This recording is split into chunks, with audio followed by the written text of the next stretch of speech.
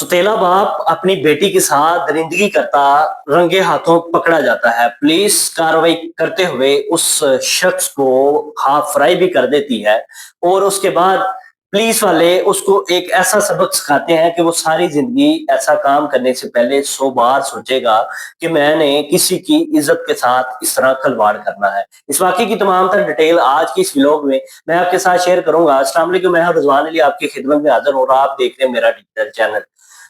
पिंडी बढ़िया का ये इंतहाई अफसोसनाक वाकया है कि जिस जहां पे एक सुतेला बाप अपनी बेटी के साथ दरिंदगी करता हुआ रंगे हाथों पकड़ा जाता है।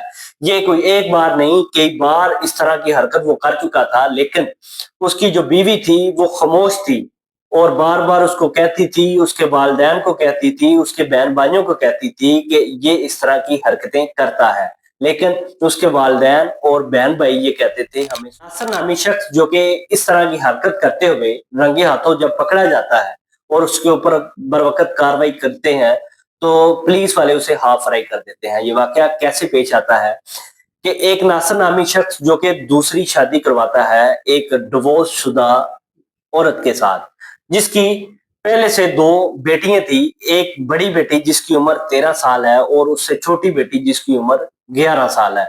अब दूसरी जब उसकी शादी होती है और दूसरी बीवी जब घर आती है तो वो अपनी दो बेटियों को साथ लेकर आती है और उसको कहती है कि आपने इसके अखराजात, इन बच्चियों के अखराजात भी आपने उठाने हैं।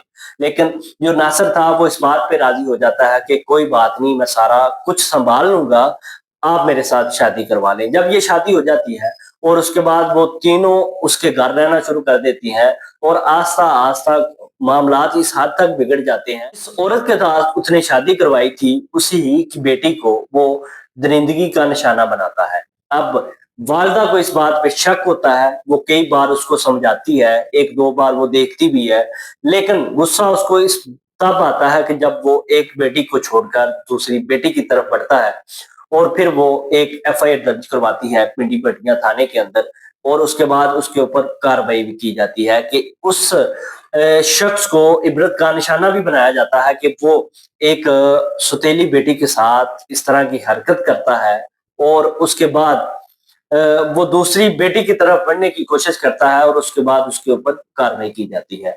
अब जिस लड़की को या जिस खातून को डिवोर्स हो जाती है वो बाज औक़ात ऐसा करती हैं कि अपने बच्चों को साथ लेके उस रिश्ते को बर्बाद करने का पहला मंसूबा ये होता है कि जो बच्चे पहले शौहर में होते हैं वो भी औरत अपने साथ दूसरे शौहर के पास ले जाती है। कि ऐसे कई वाकयात हमने देखे हैं कि जब दूसरी एक लड़की शादी करती है तो वो बच्चे भी अपने साथ ले जाती है और उसके बाद इस तरह के इख्तलाफात और इस तरह के मामलात सामने आते हैं। इसी तरह का लाहौर के अंदर भी एक सेम वाकया सामने आता है कि बच्चों का बेदर्दी के साथ कत्ल भी कर दिया जाता है, सिर्फ इस वजह से कि मैं इन बच्चों को अपने साथ रख नहीं सकता और मैं इनके अखराजात उठा नहीं सकता। इस तरह के व्लॉग देखने के लिए मेरे चैनल को सब्सक्राइब करें। अल्लाह हाफ़िज़।